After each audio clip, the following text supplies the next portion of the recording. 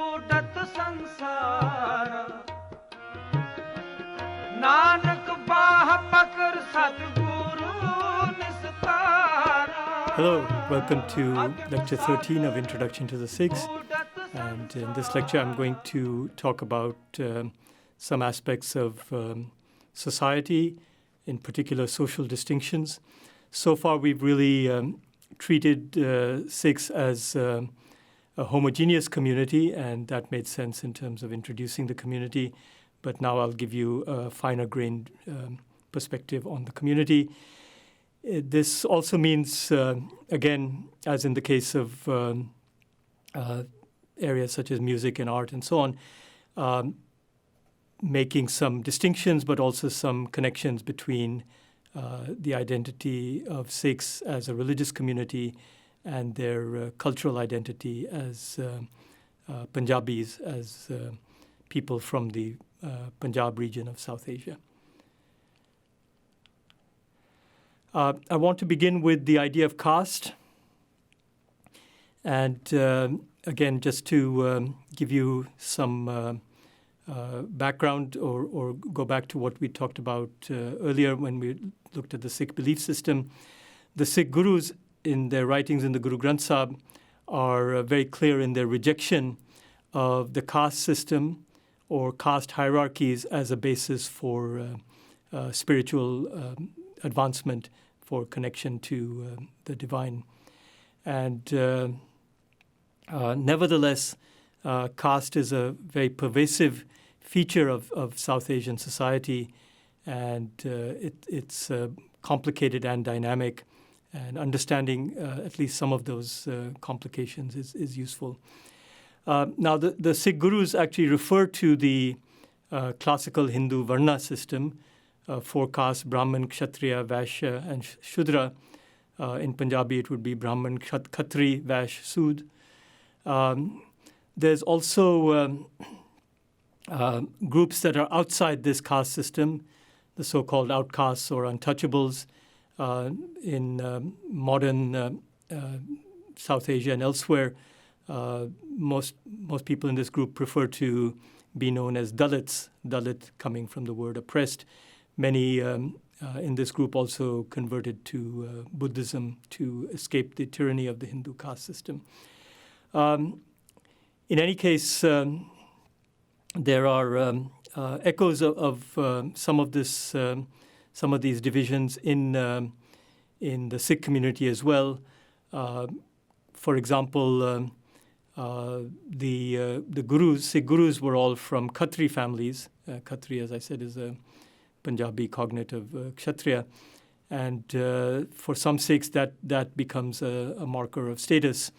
On the other hand, the gurus themselves were very opposed to equating caste with social status. And in fact, as you may also remember from a previous lecture, one aspect of Guru Gobind Singh creating the Khalsa was to eradicate caste distinctions. And again, that met with some resistance from some of his followers. So there are some vertical distinctions associated with caste names. So in the traditional hierarchy, of course, Brahmins are at the top. Interestingly, in Punjab, actually, Brahmins have not had a very high status for various reasons. And there's also a lot more horizontal use of caste distinctions. The majority of the Sikh community are actually Jats, and I've spelt it here using the most common spelling of J-A-T. In Hindi, this would be pronounced Jat with a long A sound, but in Punjabi it would be Jat, and it could even be spelled J-T-T or J-U-T-T. So Jats make up maybe 2/3 of the Sikh community, and again, they are a dominant group in terms of numbers, and also in terms of rural hierarchies, because very often they are landowners in Punjabi villages. Interestingly, from the perspective of the traditional Hindu Varna system, if they were anywhere in that system, they would be in the group Shudras, which represented people of from manual laboring groups and so on. Kshatriyas being warriors, Brahmins, priests, and Vaishyas, traders. Again, you can see the muddiness of these categories because the Khatris in Punjab were very often traders, not warriors.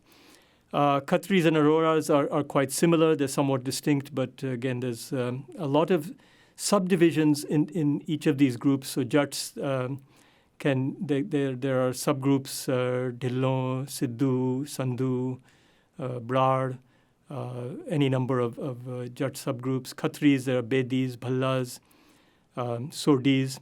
The three examples I've given you are actually from the Guru's clan names. So these horizontal distinctions we can think of as clans, or sometimes people use tribe, but that has other connotations. Ramgarhia Sikhs are actually from artisan castes, and again they converted from castes which would have been in the Shudra subcategory in the classical system. But again, as I've said, these are kind of dynamic categories. Different groups try to redefine themselves and move around in the caste categories. Mazhabi Sikhs are Sikhs who are descended from originally from converts from untouchables or outcasts. And regrettably, Mazhabi Sikhs have often still faced discrimination, especially in rural or village settings in Punjab. This is, again, something that is very much at odds with Sikh teachings, but social practices are often driven by very strong prior Punjabi cultural practices. That particularly shows itself in marriage customs, where traditionally in these rural settings, Jats would only marry Jats, Khatris, Aroras would only marry Khatris or Aroras, and so on. Those kind of marriage rules are breaking down, though, in modern urban settings and in the diaspora, among migrant communities in the West. So again, there are distinctions between practice and the value system that is codified in Sikh teachings and the ethical system of the Sikhs. So Sikhs, I think, as a community, try to deal with this divergence. Again, there is nothing in the Sikh teachings which denies access or participation in any rite or ceremony to any Sikh. Again, as in any other community, there are distinctions based on class. There are strong distinctions, for example, traditionally between rural Sikhs and urban Sikhs. Some of those work based on caste distinctions. So, for example, Jats were more likely to be farmers and also went into the army more typically than Khatris and Aroras. Khatris and Aroras were more typically merchants, traders, professionals, and so in cities and towns. There are also class distinctions between blue-collar and white-collar occupations. Even in cities, one would find social distinctions on this basis. Again, these are very generic distinctions based on education and type of occupation, are something that is common to every society, every religion. Perhaps one can maybe make a generalization that South Asia is somewhat more hierarchical in the way that these distinctions are observed in society, but perhaps no more than, say, the United Kingdom or Great Britain in the mid-20th century, where there were very strong class distinctions. And even in the modern United States, one can find distinctions between rural and urban. The terms hillbilly and hick, for example, in the U.S. are used often in negative ways for people from rural areas, in certain rural areas in particular in the modern United States.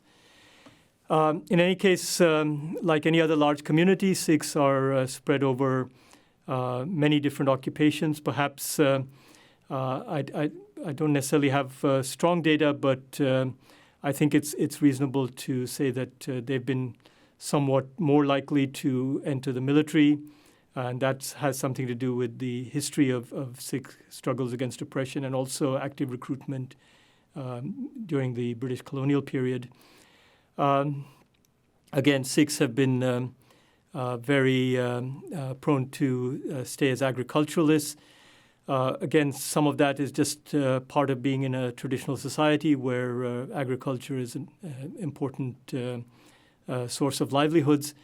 In the case of Punjab, the economic structures have perhaps locked more Sikhs into farming than has happened in some other parts of India where people have moved into cities and towns and changed professions. Sikhs also tend to be, again, this is somewhat of a generalization, maybe a little bit of a stereotype, tend to be found more in professions which involve being involved with more practical professions, being hands-on, crafts, mechanical occupations, transportation, engineering on the more professional side. And then trading and small business are very strong tradition in Sikh society. In fact, many of the earliest followers of Sikhism came from merchant backgrounds, and that was followed by large-scale influx of, for example, Jats and from farming and pastoral backgrounds, and also Ramgarhias and so on from artisan backgrounds. Sikhs also tend to go somewhat prominently into medicine. Again, I'm not sure that that's necessarily that high compared to other groups in India, but it is a profession that has, I think, been attractive to Sikhs. So I'll show you some pictures of Sikhs at work, just talk about them briefly, just to give you a feel of the kinds of things we've been talking about. This is actually a photograph of Sikh farmers, and this is interesting because this is actually Sikh farmers in Canada, and they're working, looks like they're picking berries in the fields, and this is presumably people who migrated relatively late in life, but they're still finding activity, keeping active in working in farming. This is a photograph of Sikh soldiers from the Indian military, and this is Sikh truck drivers. Trucks in India are quite different from the semis you see in the United States. They're smaller. They're often very highly decorated. They're driven. They're notoriously driven very rashly. Sikhs are a very strong presence in the trucking industry in India. What is very interesting is that just in the last few years, Sikhs have begun to expand very rapidly into the trucking industry in the United States. And there was some early presence, but what is happening now is that as the United States matures and native people who were born in America leave the trucking industry because of the travel and the hard conditions, immigrant groups are moving in, and in particular Sikhs have found themselves found it a very hospitable way to move up the occupational ladder. And you can find many news stories in the last year or two about Sikhs moving into the U.S. trucking industry and becoming an important presence. There is actually a previous example of this kind of immigrant presence in the 1960s, as U.S.-born families were abandoning running rural motels. Indian immigrants from Gujarat started to take over these rural motels and became a very strong and successful presence in the U.S. Hospitality industry. Finally, here's a photograph of a Sikh taxi driver. Again, taxi driving is again one of those professions that are associated with Sikhs. You find a large number of Sikhs in many cities driving taxis. This actually has some historical roots. When Punjab was partitioned, many Sikhs who migrated from rural areas of what became Pakistan, there wasn't enough land anymore in what was now Indian Punjab, and they may not have been landowners in Pakistan, so in what became Pakistan. So they ended up living in cities and finding work as taxi drivers. Again, in the U.S., you will find many Sikh taxi drivers, though taxi driving is actually a very common profession for many immigrant communities. This photograph, interestingly enough, is actually from Australia. And so this is a Sikh taxi driver in Australia. And the news story with this is interesting because he was featured for finding a large sum of money left by a passenger and returning it. So it was about his honesty. So we have some Indian and diasporic connections here to illustrate Sikhs at work. Some more examples, just to broaden the picture of Sikhs at work. Here's the first female Sikh pilot, and she had to again get an exemption to wear her turban as a pilot. Interestingly enough, there was no real reason for her not to wear it, but it was a rule to wear a cap, and so she was a pathbreaker in terms of getting the exemption. So you can see that she's adhering to the Khalsa identity of long hair and a turban. On the other hand, here's a different Sikh woman with a different look. And she is actually the daughter of the former Prime Minister of India, Manmohan Singh, and she works as a human rights lawyer in New York. Here's another example of a Sikh to broaden out from stereotypes. This is Narinder Kapani, who lives in the Bay Area and did some of the early path-breaking work on fiber optics, so a very significant scientist. And he has been very active also in promoting understanding of the Sikh community. Finally, here's breaking a stereotype in a different way. This is actually an Italian-American woman who converted to Sikhism when she married a Sikh from India. And she was actually, at the time this photograph was taken, she was actually working as a taxi driver in New York. I think subsequently they've moved to a different location and profession. There's actually a link to her story where she actually talks about, in her Brooklyn accent, talks about marrying a Sikh and some of the cross-cultural connections there. So you can watch that on Canvas. Now I'll turn to a very important aspect of social distinction, that is gender. And this verse from Guru Nanak pretty much gets quoted in every discussion of gender in Sikhism. So I'll start out with that. From woman, man is born. Within a woman, man is conceived. To woman, he is engaged and married. Woman becomes his friend. Through woman, the future generations come. When his woman dies, he seeks another woman. To woman he is bound. So why call her bad? From her kings are born. From woman, woman is born. Without woman, there would be no one at all. So I think this verse has to be seen in the context of 16th century South Asia, which was very highly patriarchal, and a Hindu tradition which included many texts which actually argued that women were spiritually, socially, and in other ways inferior to men. And Guru Nanak is strongly, one could argue, strongly rejecting that tradition of gender inequality or inferiority. Now, from a modern feminist perspective, one can argue that this doesn't go far enough, that here the perspective on women is very much in terms of procreator and partner to men.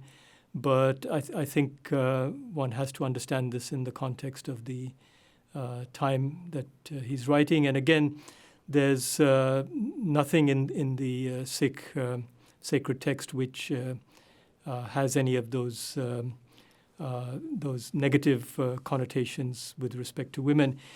Interestingly, even within the Bhakti movement, writers like Kabir often had negative perspectives on women, and those verses by Kabir are excluded from the Guru Granth Sahib. So the Sikh Gurus made a conscious decision to reject that kind of gender inequality.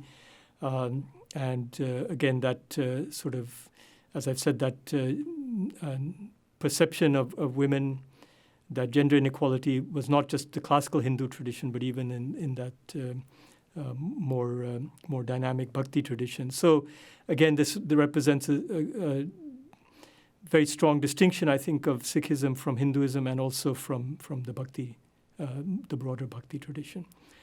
So just to give you a little more perspective, in the Guru Granth Sahib, there are also injunctions against other pernicious Hindu customs, those of widow burning, dowry for brides, and veiling of women.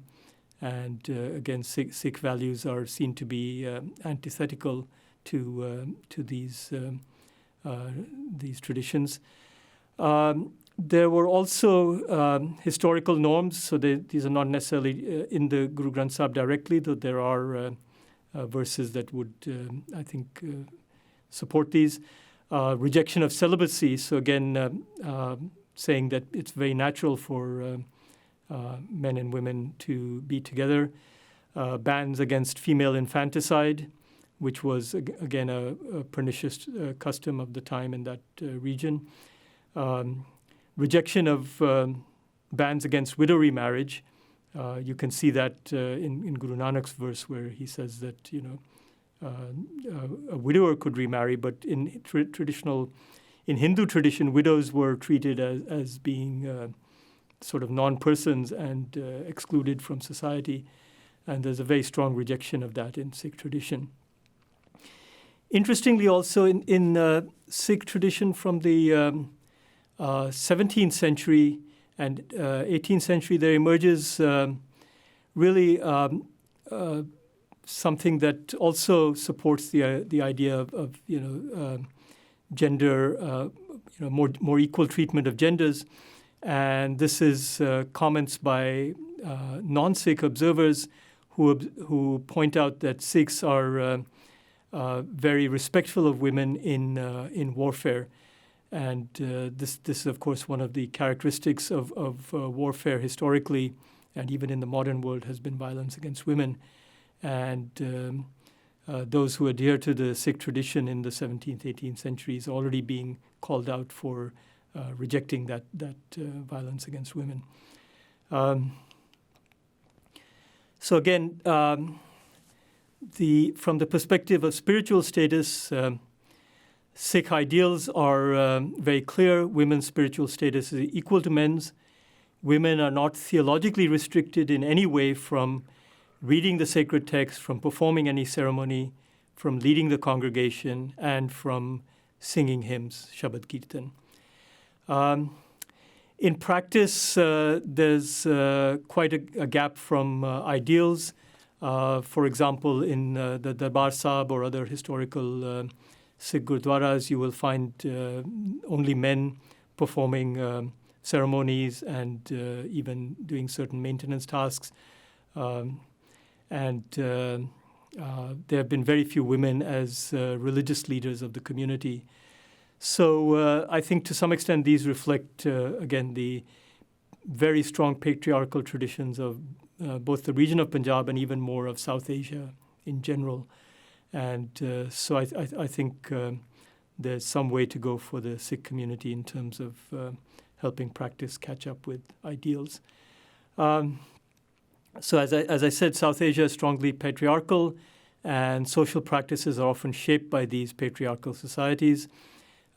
Inheritance rules, which favor sons again, are often perpetuate these inequalities, and also marriage customs and economic inequalities within marriage relationships, where only the man would work and the woman would be required to stay at home. Now, these are very generic issues, gender issues, which actually are not restricted even to South Asia, but also apply to Europe and the United States. And even those modern industrial societies have dealt with them in differing ways. So I think these are in some respects issues that transcend the Sikh community. Again, though, within the South Asian context, I think there is evidence of an unequal treatment of female children being less well treated than male children. And as I said, there was a tradition among some small group of communities in Punjab of female infanticide, which has disappeared but has been replaced by sex-selective abortion, which is illegal but still practiced. And one can see the impacts of this in terms of a very low female-to-male ratio in the states of Punjab and Haryana. And so because Haryana is majority Hindu, one can see that some of this is a regional phenomenon rather than a religious phenomenon, but still something to be concerned about. In the context of gender and so on, I thought I'll show you some pictures of a Sikh wedding. I haven't said that much about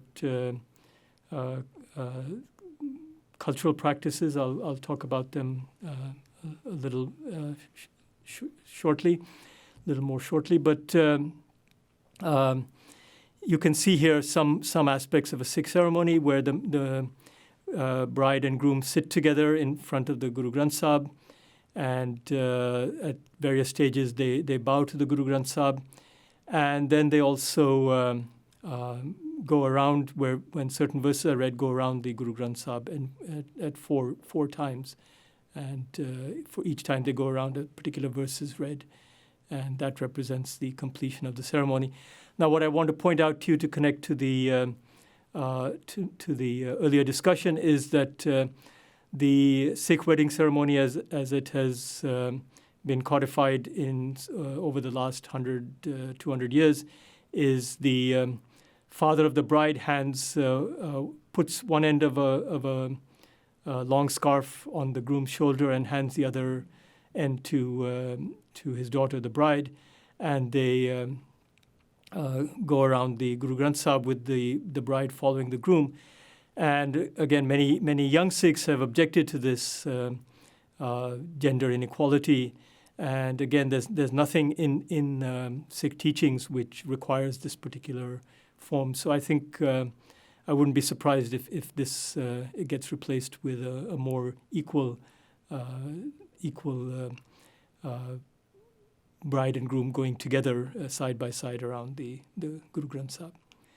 Of course, the way that the wedding ceremony is conducted is just a small symbolic but very important symbolic aspect of gender equality.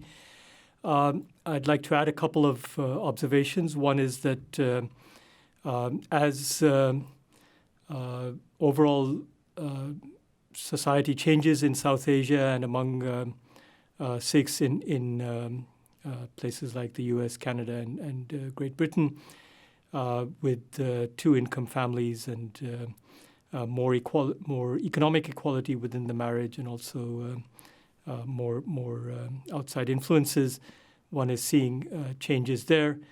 And the other thing I want to just mention briefly is I've been talking about marriage in the context of marriage between a man and a woman, and that's pretty much how it's viewed in South Asian tradition, or at least in modern South Asia. But technically, there's nothing in the Guru Granth Sahib against same-sex relationships. And I think right now the Sikh community is, struggling with incorporating same-sex relationships and same-sex marriage into the tradition.